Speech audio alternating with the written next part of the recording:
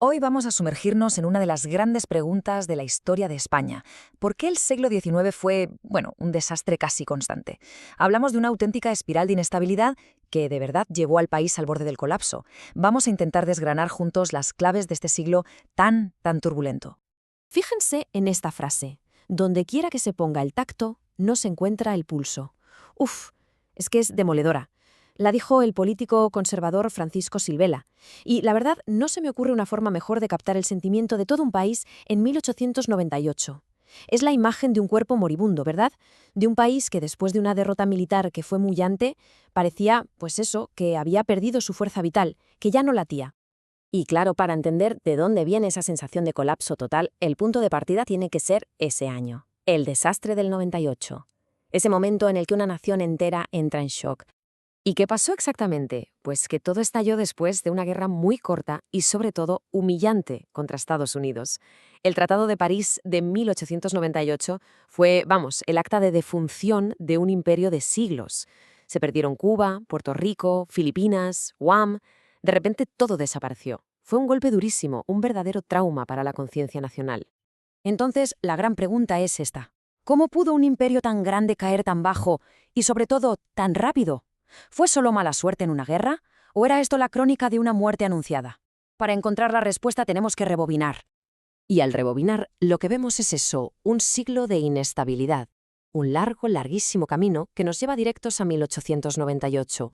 Porque, y esto es clave, el desastre del 98 no fue un rayo en un cielo despejado, para nada, fue la consecuencia lógica de un siglo entero de caos. Miren este resumen, es que es para volverse loco. En 1814 vuelve el absolutismo. 6 años después, un alzamiento liberal. Luego, en el 33, empiezan las guerras carlistas. Décadas de guerra civil. En el 68 echan a la reina Isabel II. En el 73 se intenta una primera república, que dura nada. Y un año después se restaura la monarquía, pero en un sistema muy débil. Es un ciclo constante, un vaivén agotador que hizo imposible cualquier tipo de progreso. El país, está claro, estaba políticamente muy enfermo mucho antes del colapso final.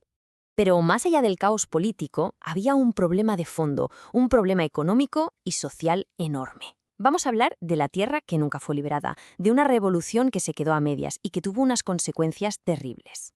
El concepto clave aquí es desamortización. Suena complicado, pero la idea era bastante simple. Consistía en coger las tierras que estaban en poder de las llamadas manos muertas, como la iglesia o los ayuntamientos, que no las podían vender, e incautarlas para subastarlas. La intención era poner en circulación una cantidad enorme de tierra y modernizar el país. Y aquí tenemos el gran drama, el abismo entre lo que se quería hacer y lo que pasó de verdad. Sobre el papel, los objetivos eran impecables: arreglar las finanzas del Estado, modernizar el campo y, lo más importante, crear una clase media de agricultores dueños de su tierra. ¿El resultado real? Un desastre. El Estado apenas vio beneficios, la agricultura no se modernizó ni un ápice y la tierra acabó en manos de los de siempre, la nobleza y la burguesía adinerada. Así que al final el resultado fue justo el contrario del que se buscaba. En lugar de crear un país de pequeños propietarios, de gente con futuro, lo que se hizo fue crear una masa enorme de jornaleros pobres, gente sin tierras y sin esperanza.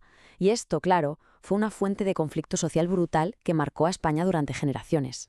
De acuerdo. Tenemos un problema social y económico con la tierra. Y ahora, el otro gran factor que explica este siglo de crisis, el ejército, la sombra de la espada siempre presente en la política española. Cuando los políticos fallaban, y fallaban a menudo, siempre había un general esperando para solucionar las cosas a su manera. El término que define esto perfectamente es pretorianismo. Describe un sistema político donde, en el fondo, el ejército es quien tiene la última palabra. El poder real. Los militares se sentían legitimados para intervenir constantemente a través de golpes de Estado, los famosos pronunciamientos.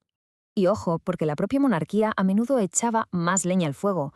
El rey se apoyaba en el ejército como su base de poder fundamental. El ejemplo de Alfonso XIII, que se ve aquí rodeado de sus generales, es perfecto.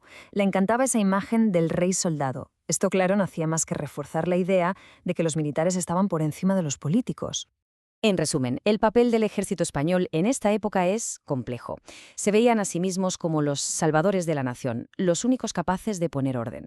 Por eso, derrocar gobiernos con un pronunciamiento era algo casi normal. Además, su principal función no era la defensa contra enemigos exteriores, sino la represión interna. Se convirtieron en una especie de casta, muy conservadora y separada del resto de la sociedad. Esta cita del intelectual Joaquín Costa lo resume de maravilla. Un régimen oligárquico, servido, no moderado, por instituciones aparentemente parlamentarias. O sea que la democracia era un puro teatro. El poder real lo tenían unos pocos, los oligarcas y los caciques locales. Un sistema corrupto que los militares decían querer arreglar, pero que en el fondo, con sus intervenciones, muchas veces no hacían más que perpetuar. Y con este panorama volvemos al punto de partida, el shock de 1898. La derrota es tan tremenda que surge una obsesión nacional. Hay que encontrar una cura. Hay que buscar a un cirujano de hierro que opere a este país enfermo. De ahí nace un movimiento intelectual y político clave, el regeneracionismo. Fue, por así decirlo, un intento masivo de hacerle una autopsia en vida al país para diagnosticar todos sus males y proponer soluciones, a veces radicales, para modernizarlo de una vez por todas. Y en esta búsqueda de soluciones surgieron principalmente tres caminos. Por un lado, la vía política, reformistas como Silvela, que proponían una revolución desde arriba, desde el propio gobierno. Por otro, la vía intelectual, pensadores como Joaquín Costa, que decían que la clave era la educación y la economía. Y, cómo no, la tercera vía, la militar. Los generales, como Polavieja, que argumentaban que el ejército era la única institución sana que podía salvar a España. La frase de Joaquín Costa, de hecho, es quizás el mejor resumen de esta corriente intelectual. Escuela, despensa y 7 llaves al sepulcro del Cid. Es una maravilla. Lo que quiere decir es, dejémonos de glorias pasadas, de obsesionarnos con el imperio perdido, y centrémonos en lo importante, que la gente tenga para comer y que tenga educación, lo práctico, lo real. El problema es que, a pesar de lo brillante de sus análisis, los regeneracionistas fallaron. Diagnosticaron la enfermedad a la perfección, pero no fueron capaces de encontrar una cura que funcionara de verdad. Sus ideas no se tradujeron en cambios políticos reales y efectivos.